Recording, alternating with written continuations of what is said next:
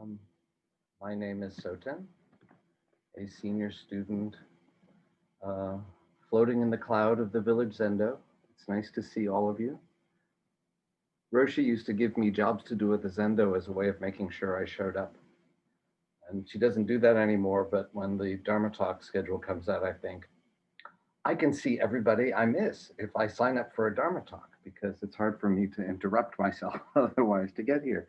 So it's really my pleasure to see you all. That's my secret motivation.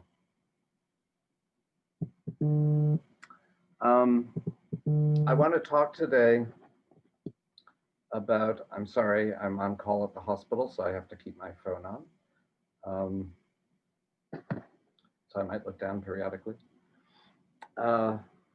Case 41, Book of Serenity.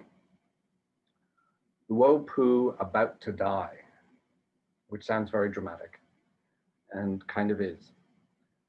This is one of those very, very, very long koans.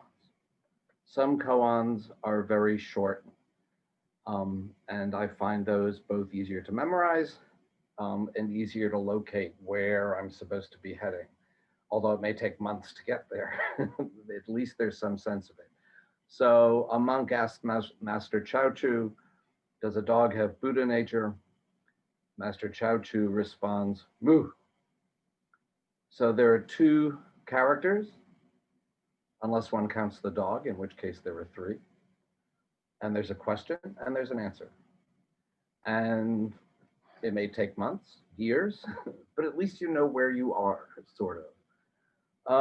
But then there are some that are just monumental. And if you're gifted at memorizing text, I think of Cezanne, that's no problem. He can hear a 60-line poem, maybe twice, and probably recite it to us, beautifully, no less. I'm faced with that. I can, if you add music, I have probably 2,000 show tunes in my head. But in the absence of music, a page like this, I find really hard to memorize. So one of the things that manifests as the name of the teacher in this is Luopu. However, I memorized it as Wu Po and only rediscovered that I had memorized it wrong today when I started to draw up my text. So if I go in and out of pronunciation, please forgive me. So what is this long koan? And why would I choose to talk about it if I have such issues with long koans? Because as so often happens, I have fallen in love with this koan, and often it's a weird thing. One falls in love with a koan that often one started hating because it seemed so opaque, but now it just seems so rich to me. So, Luopu About to Die. And I'm going to read it rather than recite it because who are we kidding? When Luopu was about to die, he said to the assembly, I have one thing to ask you people. If this is so, this is adding a head on top of your head. If it is not so, this is cutting off your head seeking life. At that time, the head monk, meaning the Shuso, said, the green mountain is always moving its feet. You don't hang a lamp in broad daylight. To which Luopu responded, what time is this to make such a speech? A certain elder, Yanchang, came forth, and there are hints both in commentaries and I think within the substance of the poem that this was actually, not only was he older, but he was a jisha, an attendant of Luopu. A certain elder, Yanchang, came forth and said, leaving these two paths, I request the teacher not ask. Luopu said, not yet, speak again. Yanchang said, I don't care if you can say it all or not. And then Yanchang says, and there's maybe a translation question. It's translated in the Cleary edition, I have no attendant, I have no jisha to answer the teacher. But another commentary, another translation I read said, being your attendant, it's hard for me to reply, which I'm sure many of us, if not all of us, have experienced a moment like that with one of our teachers, if not all of them. So Yanchang says, I don't care if you can say it all or not. Being your attendant, it's hard for me to reply. The evening, he called Elder Yanchang to come see him. Your answer today was most reasonable. You should experientially realize the saying of my late teacher. Before the eyes, there are no things. That meaning is before the eyes. That is not something before the eyes, not in reach of the ears and eyes. And then that's a quote. And then asks, which phrases are guest? Which phrases are host? If you can pick them out, I'll impart the robe and bowl to you. Yanchang replies, I don't understand. Luopu says, you should understand. Yanchang said, I really don't. Luopu shouted, ha! And said, how miserable. Fourth character, standing over there by the wall, a monk, asks, what is the teacher's meaning? And Luopu says to him, the boat of compassion is not rowed over pure waves, over precipitous straits. It is wasted effort to set out a wooden goose. Wouldn't you love this to be the koan you're working on?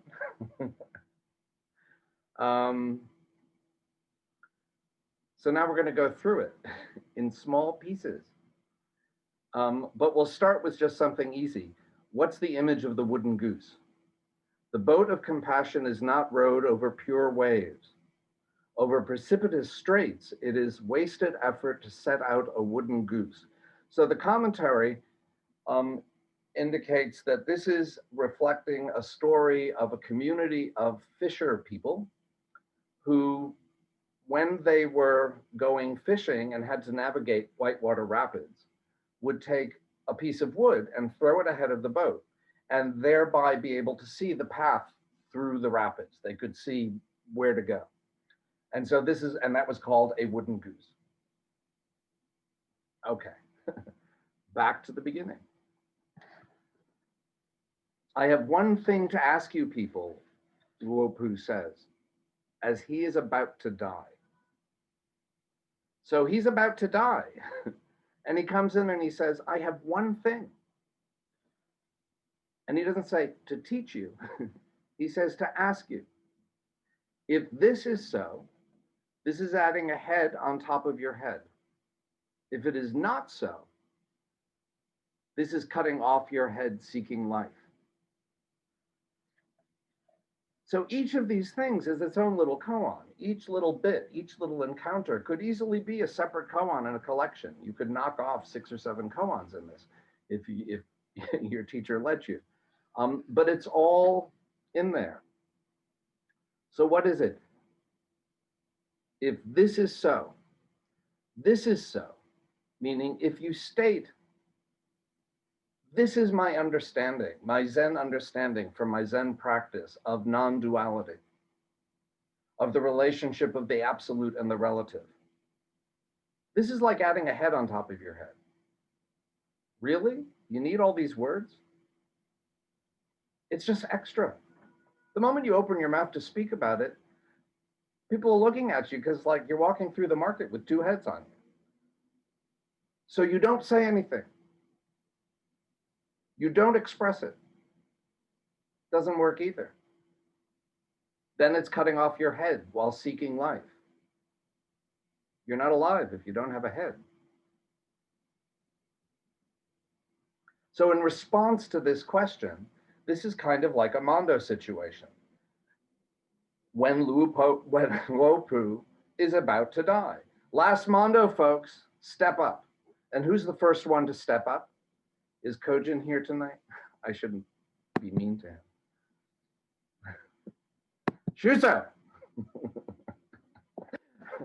Everyone who's been Shuso knows how horrible that sound is. Shuso! And he jumps up. Now, to be Shuso, you've been a student for a while, you've been studying for a while. Theoretically, your teacher assigning you that position sees you as having some understanding, sufficient understanding that makes you worthy of being a model to other students.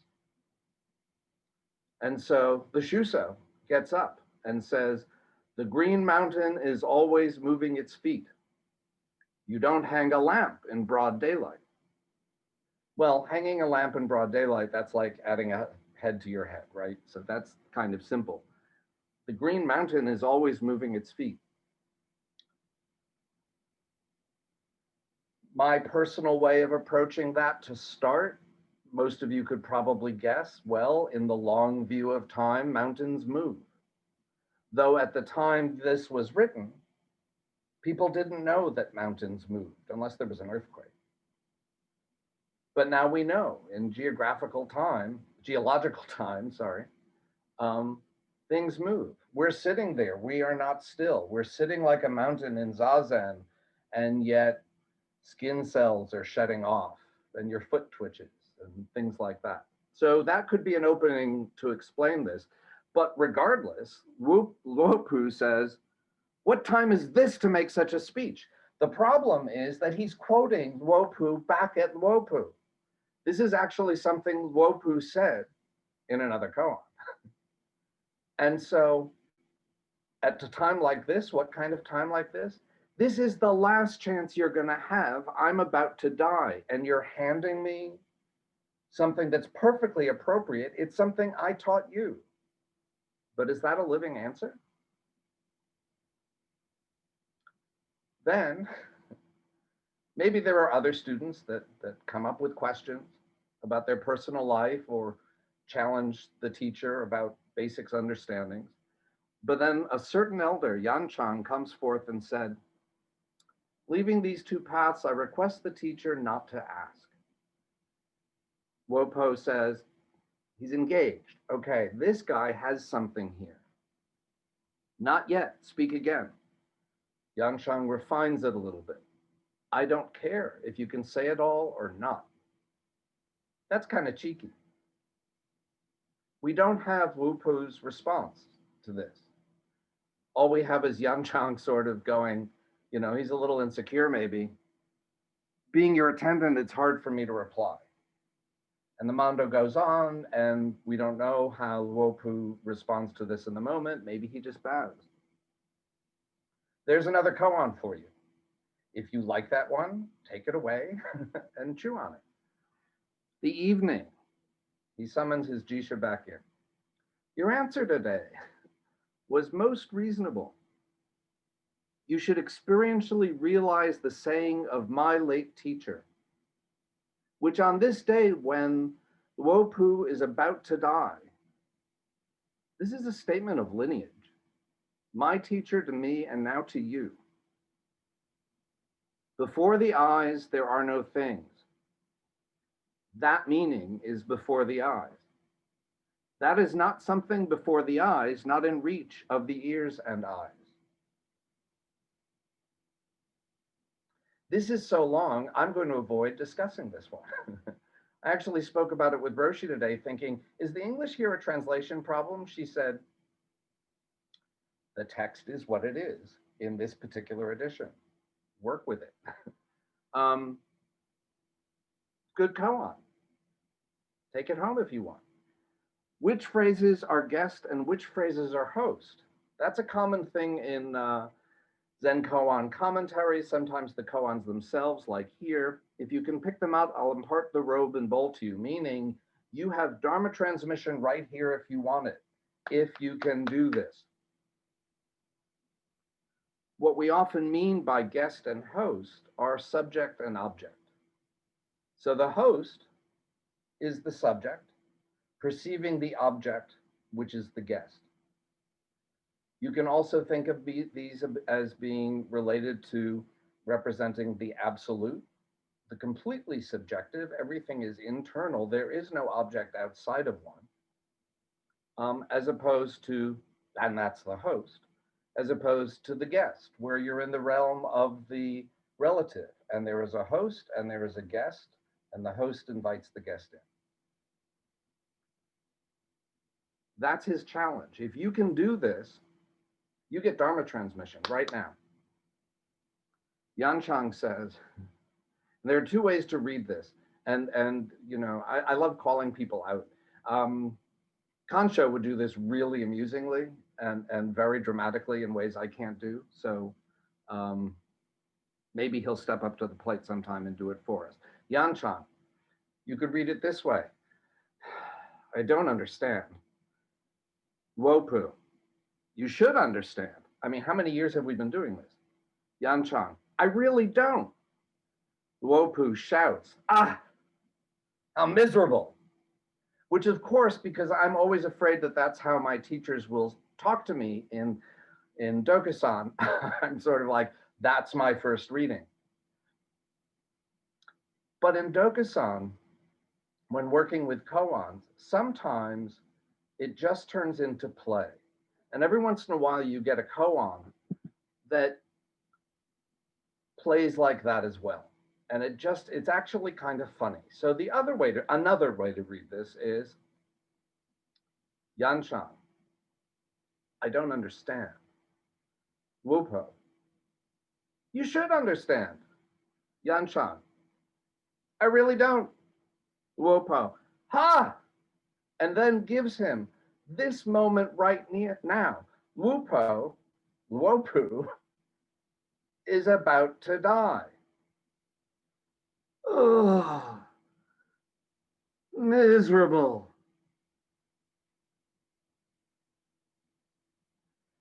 And this was them playing at being guest and host.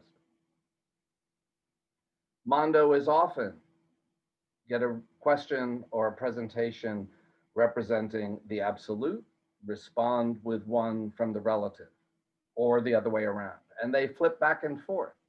This is a profound moment. And it comes because as Jisha, as an elder, they have an intimacy that makes this really simple and easy, and it just flows. There's another set of koans in there for you to unpack. A monk watching this doesn't get what's going on here. This monk has no name, has no position. I'm imagining someone young in his practice or her practice. What is the teacher's meaning? And Luopu said, the boat of compassion is not rowed over pure waves. Over precipitous straits, it is wasted effort to set out a wooden goose. It's to this student, Luopu hands the answer. When you get to koans like this, sometimes the way to deal with a page of nested koans and back and forth and multiple characters and changing situations is all of it is a demonstration of the thing itself that is the thing about which this koan is talking. Luopu is about to die. The last interactions he has with his students is what we have a record here. And he's not sitting on his bed, moaning, shaking his fist, his work's not done. He's got students who need to progress and he's being taken too early. He's not moaning over pain and agony. He's just doing what he always did. Up in the morning, ask a question. Student gives an answer, challenge them in a way they're ready to receive. Over and over and over again. The only things we see Luopu doing in this whole koan are meeting his students exactly where they are with compassion. The compassion to help them understand the true nature of themselves and the nature of reality, what we sometimes call in Buddhism, wisdom, seeing things and ourselves and the universe, all existence as we are without delusion, without hanging on to the past, without grasping after the future, just what it is. And the natural expression of that wisdom is compassion. So, you know, I'm struck by it's hard speaking about compassion in this community because of all the various spiritual and work and social communities I've ever been part of. I've never been part of one where the question of how to express compassion has been more vibrantly expressed and passionately expressed by everybody. But what's going on here? Does it matter that Luopu is about to die? That's the title of the koan. So one could look at this at the most simple level of every moment, each of us could die. We've been sitting with this for months. I mean, it was really, 9, 10 months ago, it was really vivid. But for all of us, to some extent, the idea that you could get COVID and you could be one of those people alone in an ICU on a ventilator, and that's how your life ends. In that moment, how would you be? So this has become visceral for all of us in ways it might not have been before this year. But this koan wasn't written for a pandemic in 2021. This is a koan that's relevant whether it's good times or bad times. Uh-oh, a show tune is coming on. Sondheim, of course, I won't go there.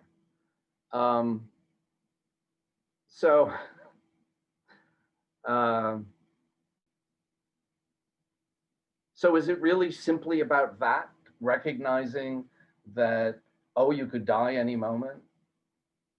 That's such an easy truism. Of course, we should all understand that. Do we really have to take an entire koan of this length to bring us to the point of, in every moment, you should be aware that you could die? That's not really the point. It is a point. It's an important point. Luopu's demonstrating. He is manifesting what's important to him in every moment, even up to the moment he dies. But this isn't, and because he's a Zen teacher, the manifestation, the thing what he's devoted his life to is passing his wisdom and his experiences, transmitting it to his students. And so that's what he's doing. What's important to you right now? Is that what you're doing on this day, which could be the day at which you're about to die? So it could be about that. But this isn't for Zen teachers. The Book of Serenity is not a manual for Zen teachers. It's a manual for Zen students.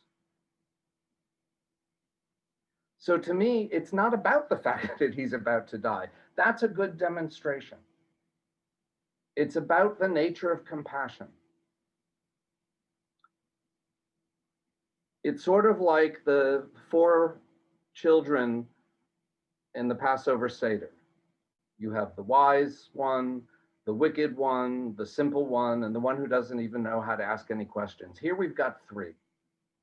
We've got the wise one, the Shusa.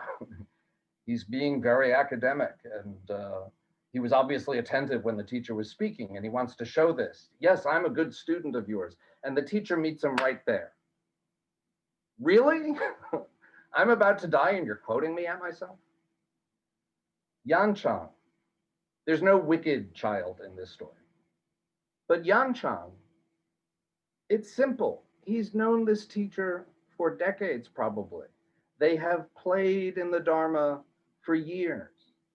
And he comes in to Luopu with his answers, and Luopu knows how to, I'm not satisfied, you can do more, coaxes him back and forth. They play. Maybe this is a Dharma transmission moment, in fact. And then in the Passover, there's the child who doesn't even know how to ask a question, who you just have to leap in and give them the question. Well, here, he knows how to speak and ask a question. What's the teacher's meaning? I have no clue what's going on here. What's the teacher's meaning? And Luopu says to him, the boat of compassion is not rowed over pure waves. Over precipitous straits, it is wasted effort to set out a wooden goose.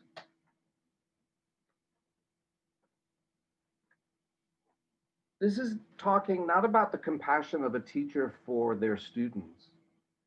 This isn't talking about if this were the last, could this be the last moment in your life and how are you spending it? To me, it really comes down to every single moment, which is completely unlike any moment that came before, which is completely unlike any moment that will come after.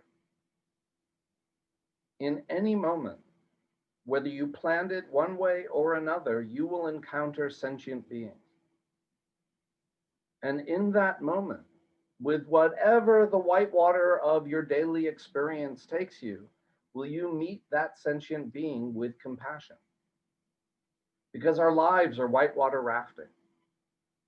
And you can't throw a wooden goose out the front and see where it's going to go. And, oh, I'm prepared to talk to that, for example, Trump supporter that I might bump into on the street, or the person at work who's going to knock on my door, or the delivery person who brings something to the house, or the person who answers the telephone when you thought you dialed this number and you dialed that number. Every single one of these moments is that moment where we need to step up and express the fruit of our Zen practice. And the fruit of our Zen practice is wisdom. And our lives are like whitewater rafting, and there is no wooden goose. So it's easy sitting on the cushion. I get very settled and centered sometimes, and something will arise, and I'll just feel equanimous towards whatever that situation is. That's the easy part. The hard part is, could you do this even when you're about to die? Could you do this under the most arduous, distracting circumstances you can imagine? That's what Luopu is demonstrating and asking, I think, in this koan.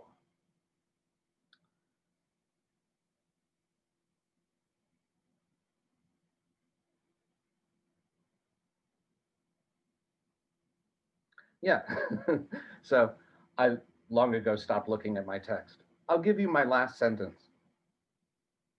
Every sentient being that walks by us, drives our Ubers, answers the phone when we call, delivers what we need to our doors.